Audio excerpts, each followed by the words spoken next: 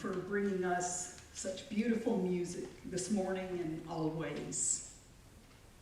Please rise in body or spirit for our opening hymn, which is actually not in the order of service, but just imagine it's there. And I'll give you a moment to open your hymn books to number 57. Number 57. All Beautiful, the March of Days. We'll sing all the verses of hymn number 57.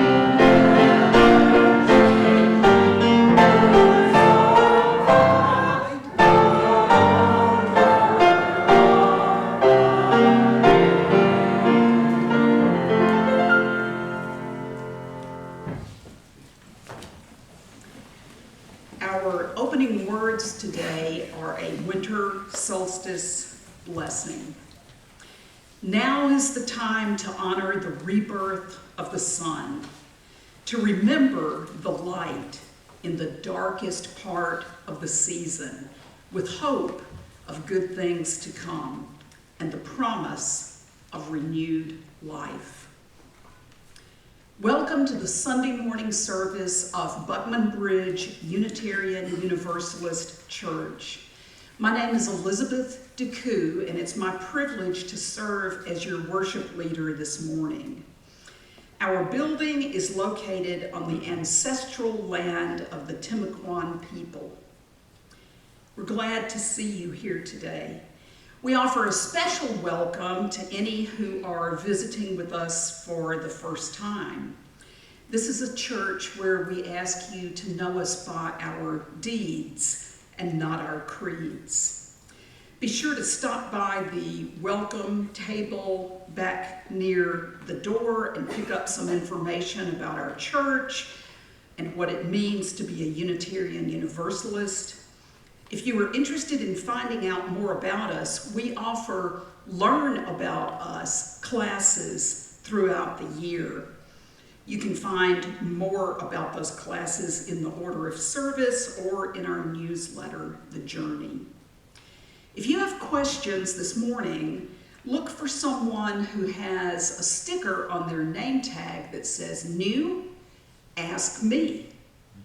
You can also see our membership chair, Julie Smithers, to find out more about the path to membership.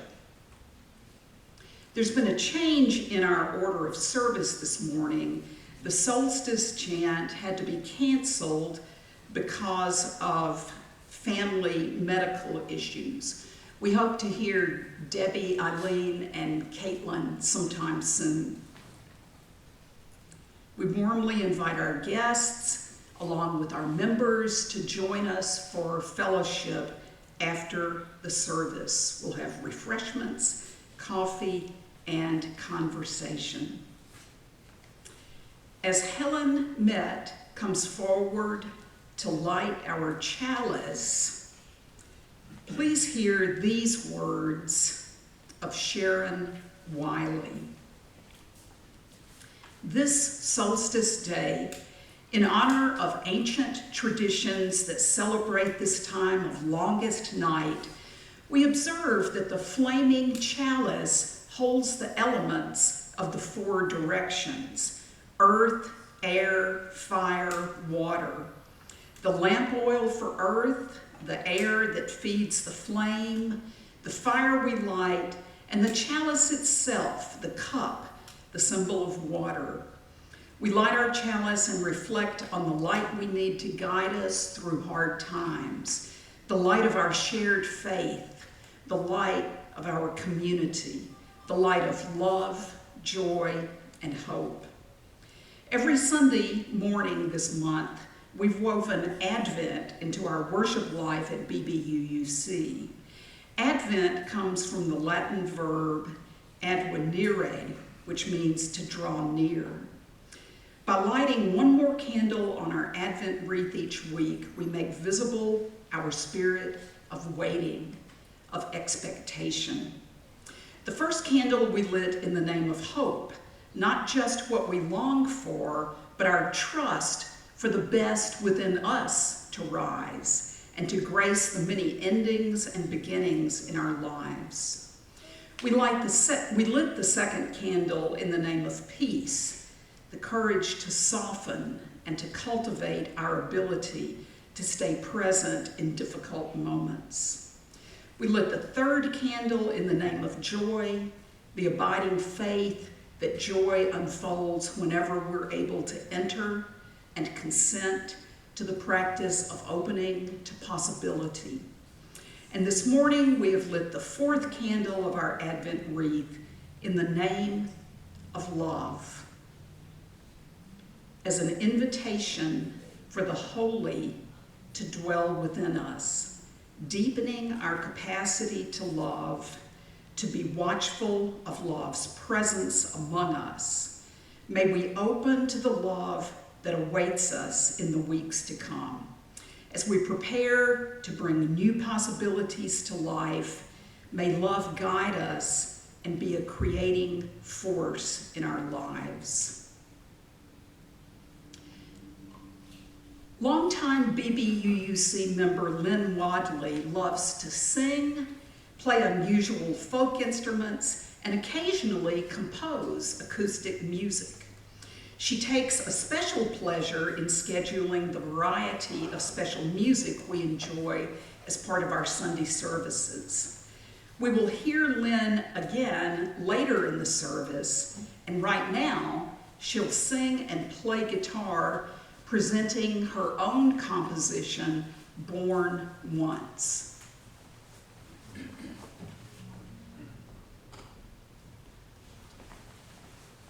I was out for my afternoon walk when a little white truck rushed by me, and it had a brightly colored bumper sticker. It said, "Born Again." And I thought, boy, it sure looks happy. And then I thought, well, I'm happy too, even though I was only born once. And next thing I knew, I had this little song.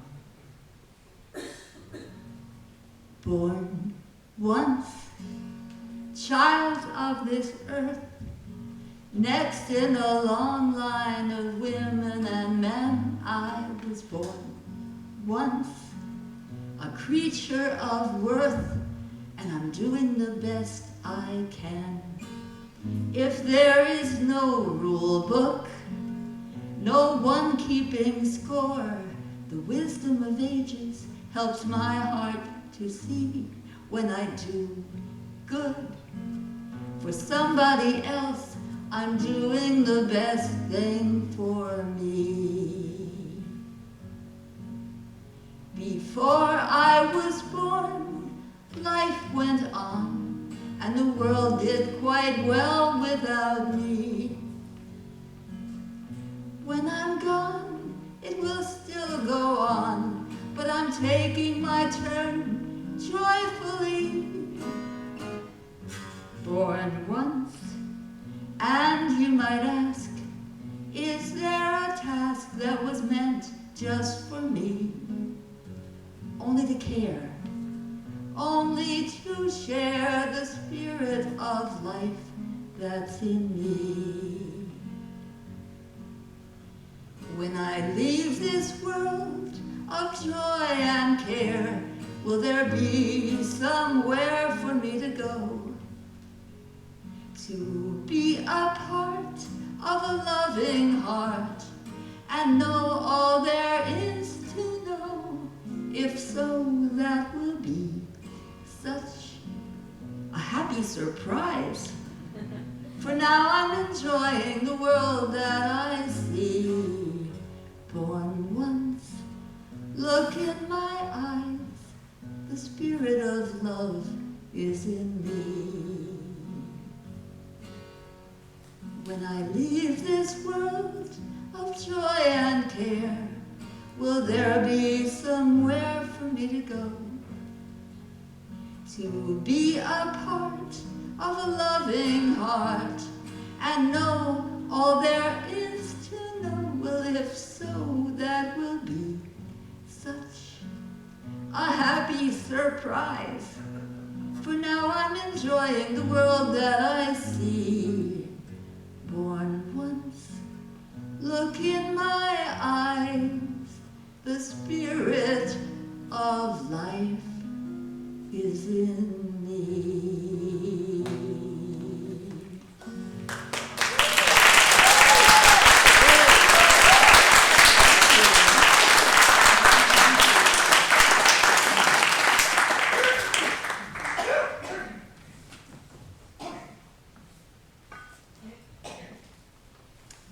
Thank you so much, Lynn. Please join me in reciting our congregational covenant, the promises we make to each other. You will find the words in your order of service. We covenant to engage one another with honesty, kindness, and respect, to value diversity, seek understanding of our differences, and practice gracious accountability care, love, and empathy. We make these promises to those who are here and those yet to come, so that we may be a safe, welcoming, and beloved community of acceptance, learning, and transformation. Please rise in body or spirit to sing our call to worship. The words are printed in your order of service.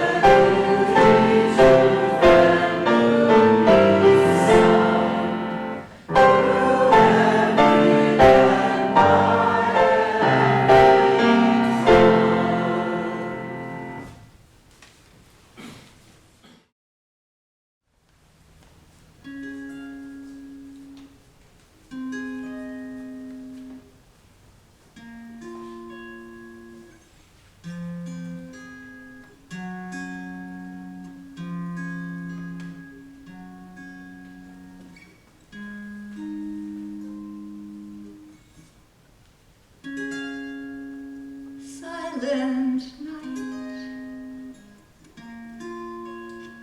holy night, all is calm, all is bright.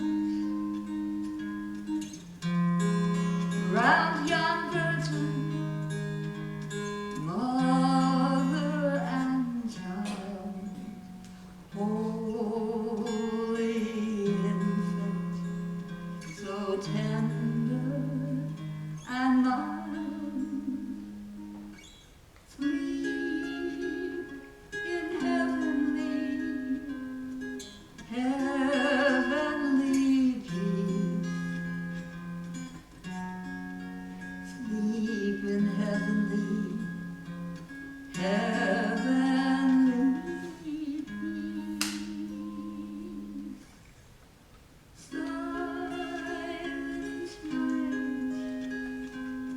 holy night, shepherds first saw the light. Angels came from heaven afar, heavenly hosts sang hallelujah.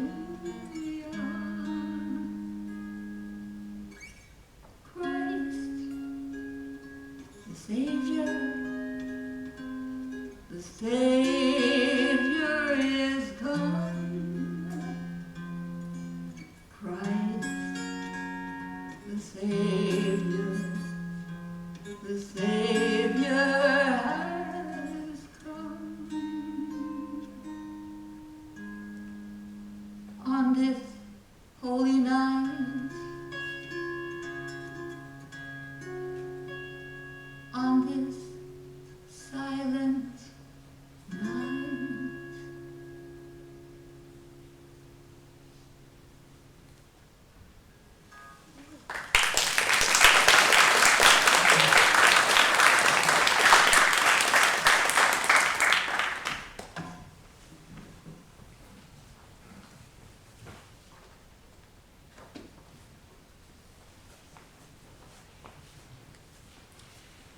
Thank you, Lynn. That was so beautiful. For those who may be thinking that that tune sounds a little bit familiar, that was Silent Night set to the melody of Pachelbel's Canon in D. This is the point in our service when we invite you to support the work and mission of our church.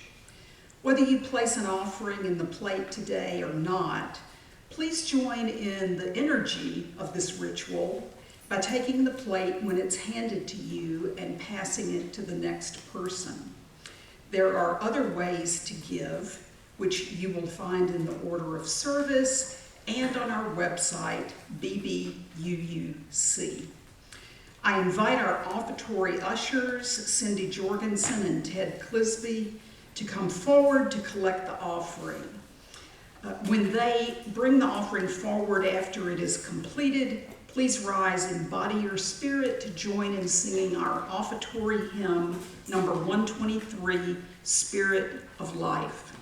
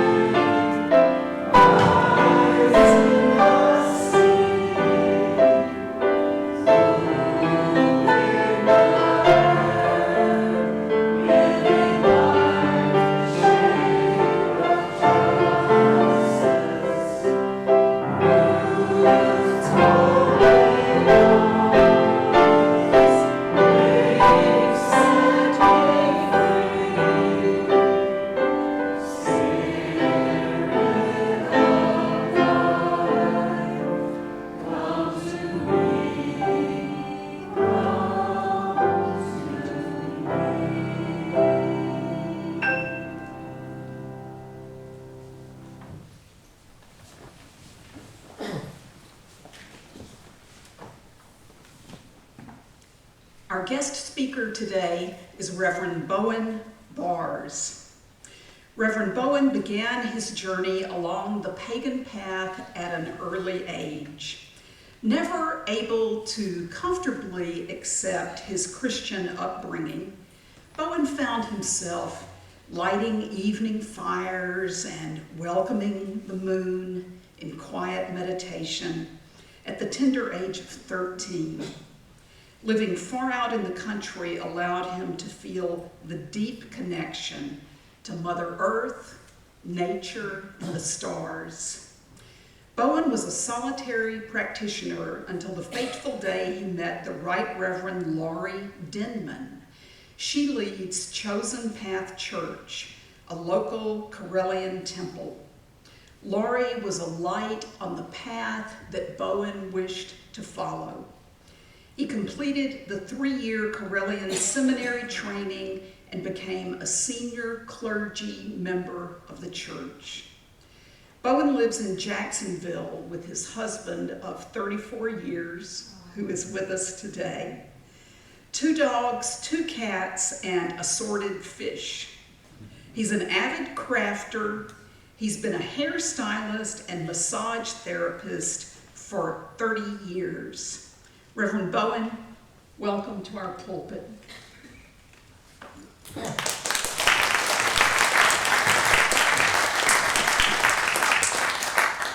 I sound kind of good on paper. Well, y'all have done such a wonderful job with solstice. I don't have much to say, but I am going to talk a little bit from my perspective on the pagan path. The last time I was here was when Jenn was inducted as the Director of Lifespan Religious Education. We have several members that come with us, so we've been here several times. We always enjoy showing up. Jenn was with us last night when we did our Yule and Solstice dinner and watched me have a technical meltdown because we Zoom all of our stuff to our distance members and it wasn't working. And Jenn was just being calm and quiet, and I was being a 10-year-old having a meltdown. And she said, oh, it's no problem. You just get Jake's phone and you do a hotspot on it, and then you become host on your thing, and then you turn it over to, and she did it all. And so this morning when I was printing out my presentation and it didn't work, and it jammed, and then the plug came undone, and then the printer said it needed ink, I thought, what would Jenn do? But instead I just screamed for my husband to come and fix it, and he did, so here we are. So greetings and happy holidays. We're in the full swing of a variety of winter festivals, many of which were mentioned here. They're celebrated around the world. So most of you are familiar with Christmas, Hanukkah, Kwanzaa, Diwali, and perhaps Yule. And that occurs around the winter solstice. And don't forget Festivus for the rest of us. Thank you, Jerry Seinfeld. This morning we're going to explore my favorite holiday. So Yuletide greetings and happy solstice. I celebrate Yule as one of the 8 Sabbats on most pagan calendars. The word Yule is derived from ancient Norse words for the god Odin. Yule's ancient origins are from the Germanic people of Germany and Scandinavia, but today many pagans celebrate Yule throughout the world. Yule celebrations typically coincide with the astronomical event of winter solstice. And as people have mentioned earlier, solstice is the longest night of the year. It's made up of 2 words, sol, the Latin word for sun, and the word stit, to mean stand still. The words combined into solstitium, meaning the sun sits still. And it was shortened to solstice around the 14th century. Winter solstice, the longest night, and has a few days around the solstice when the sun rises and sets, but it looks like it's sitting still. Normally it'll climb one direction or the other. So that's the sit still time, about 3 days, and then it continues on its northern path. And winter solstice is important to Yule because the earth is at the tipping point between the darkest times and the slow return to light. It is these still times in which we pagans reflect and rest and celebrate the return of the light despite being in the throes of deep winter, which is theoretical here in Florida where anything under 65 is frigid. And just to throw in a twist, at this time of the year in the southern hemisphere, they're experiencing the summer solstice and the longest days of the year. So they'll be throwing a few shrimp on the barbie and slathering on their SPF sunscreen. Now, historically, Yule was celebrated as a 2-month festival beginning in early mid-November. The ancient Norsemen of Scandinavia celebrated Yule from the winter solstice all the way through January, and it was in recognition of the return of the sun.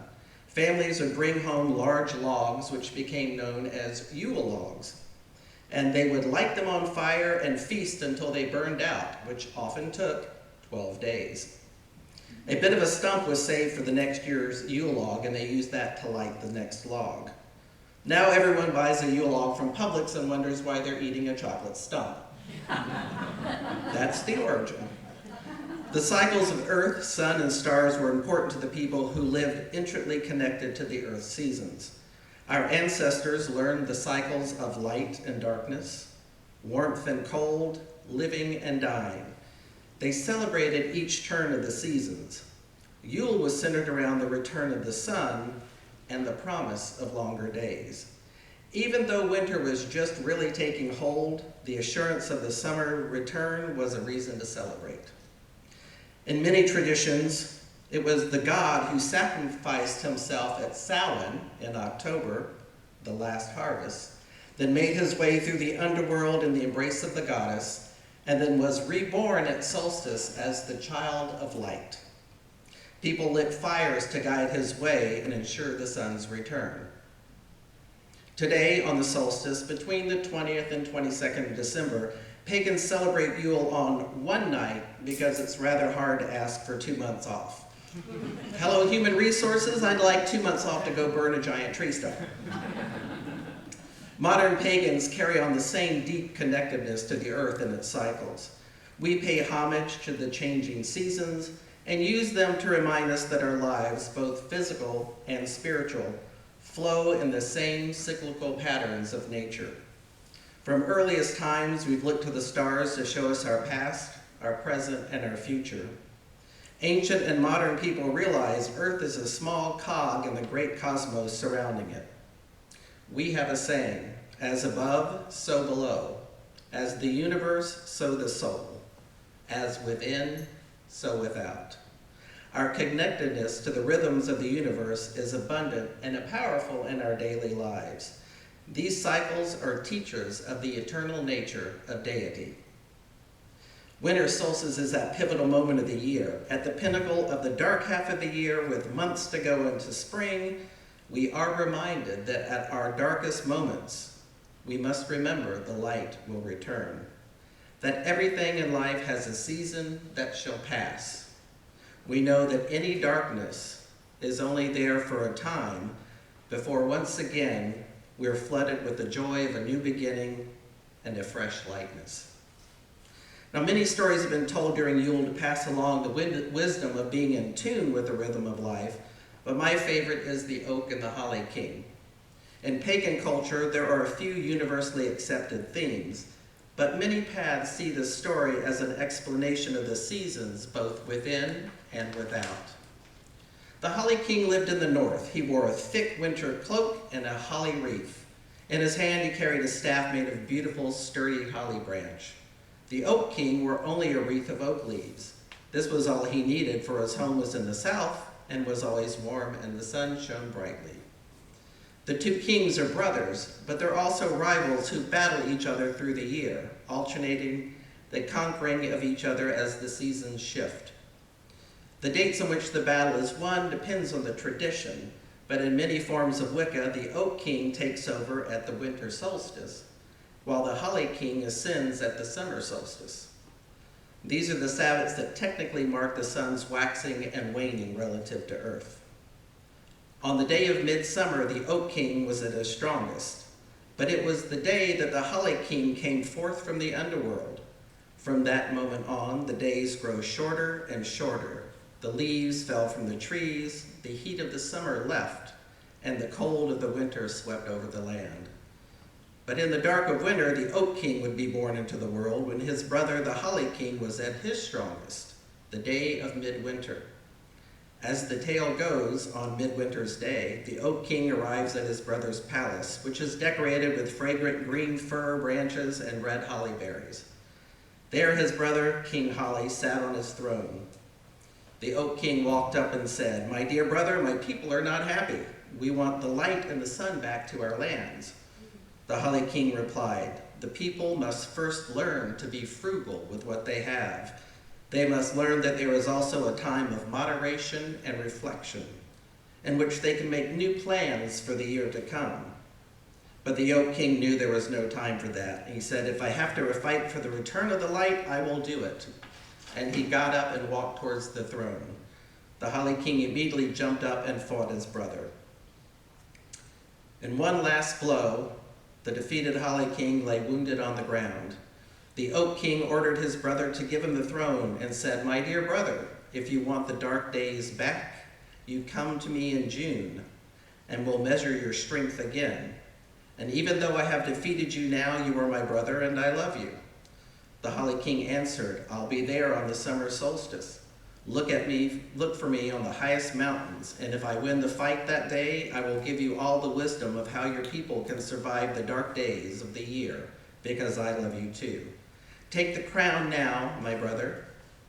Even if you are now king, my cold has not yet left, and the snow will cover the land. But I know from now on your power of light reigns until my time of darkness wins in midsummer." From that day on, the brothers, Oak and Holly, battle and claim their share of the year.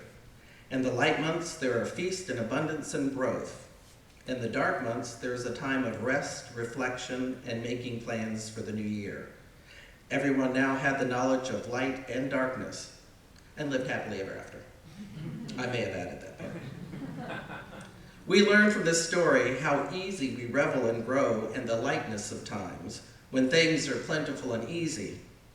And yet we must also prepare for the coming dark, the cold times, when the barren earth does not sustain us so easily.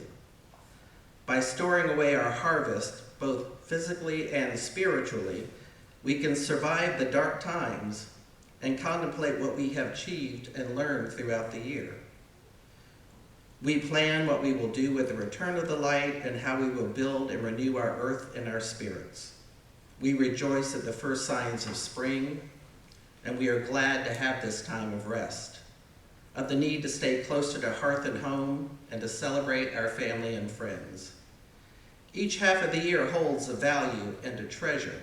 We must learn to appreciate the plentiful and lean times, knowing these cycles will come full circle many times in our lives.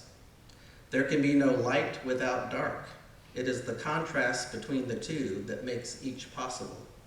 Neither can exist without the other.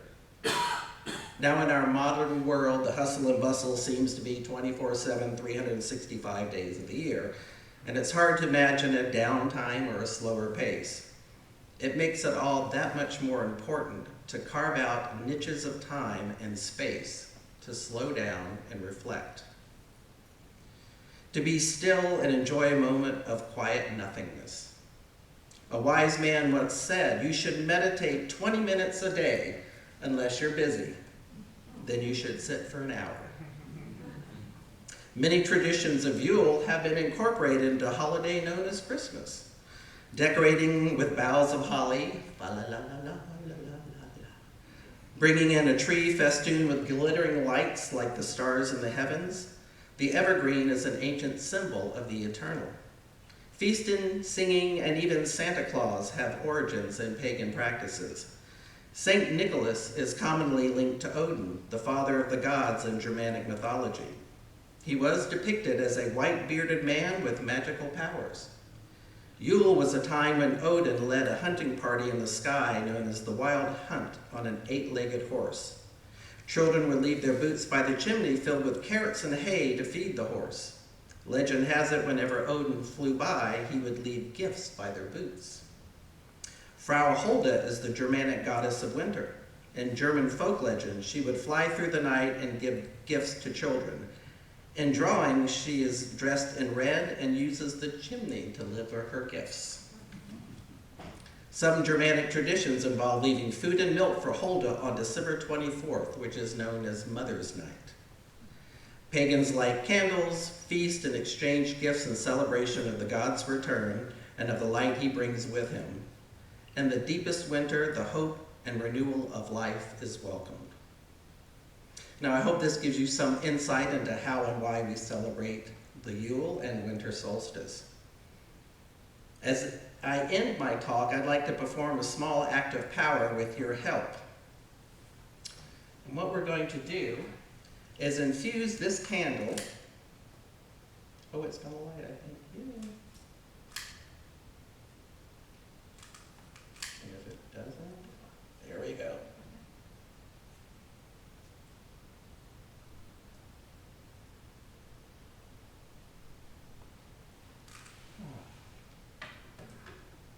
We're going to infuse this candle with our energy, and then we're going to ask you to take this back home with you, and you'll see what I mean in a moment.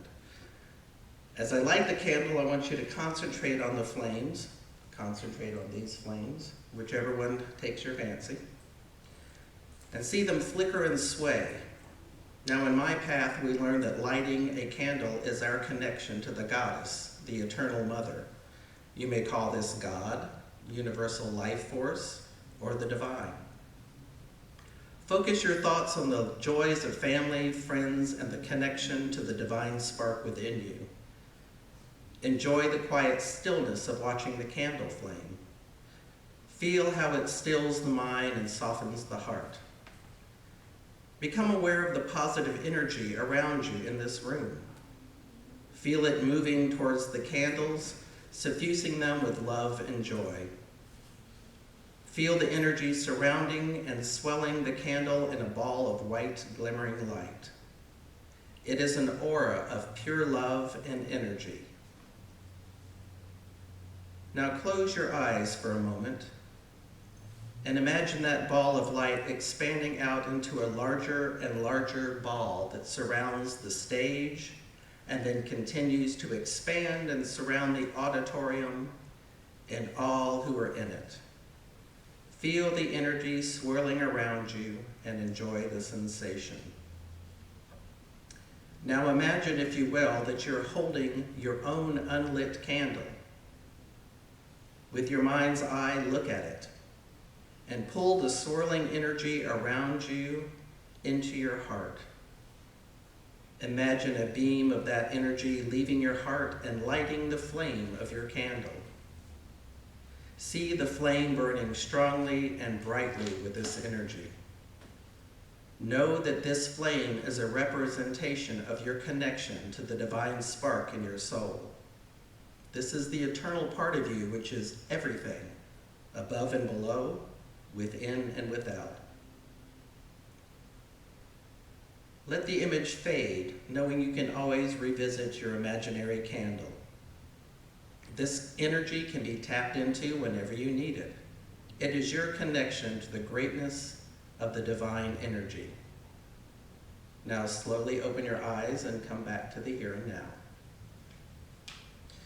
So we've used these candles in our imagery to create an energetic construct in your mind. And that's been infused with all of your great energy here today, all of your thoughts of family, friends, and loved ones. And you may return to that image whenever you want to connect to what you felt during our brief meditation. So when you go home, find a candle and use this during the winter solstice, which is somewhere between the 20th and 22nd. This year, it's on the 21st at 4:47 Eastern Standard Time. So on the eve or near that evening, hold your special candle and sit quietly and bring your imaginary candle to mind. Let the energy flow into the candle you're holding, and once you've infused your special candle with that energy, light it and spend a few moments meditating on the things that make you happiest during this year. However you celebrate, spend a quiet moment remembering the joyous parts of the season. You can light this candle any time of the year when you want to connect to these energies. And I'm going to end with one of my favorite quotes from Eckhart Tolle. Look at a tree, a flower, a plant. Let your awareness rest upon it. How still they are, how deeply rooted in being. Allow nature to teach you stillness. Blessed Yule and happy solstice.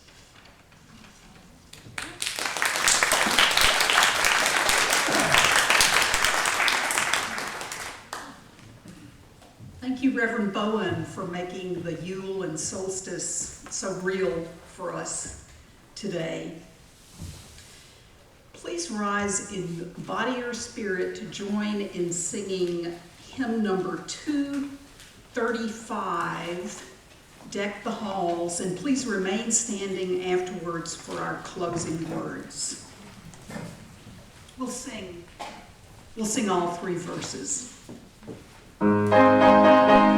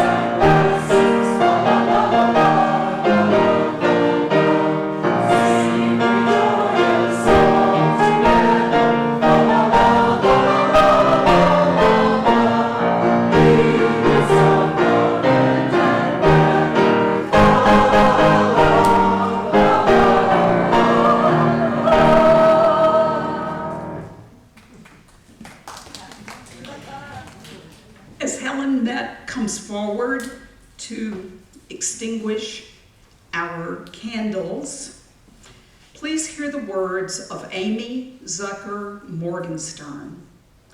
Blessed is the dark in which our dreams stir and are revealed. Blessed is the dark of earth where seeds come to life. Blessed are the depths of the ocean where no light shimmers, the womb of all earthly life. Blessed is the light into which we awake, the light that sparkles on the waters, that calls the tree forth from the seed and calls the shadow forth from the tree. Blessed are we as we move through darkness and through light. So may it be. Amen.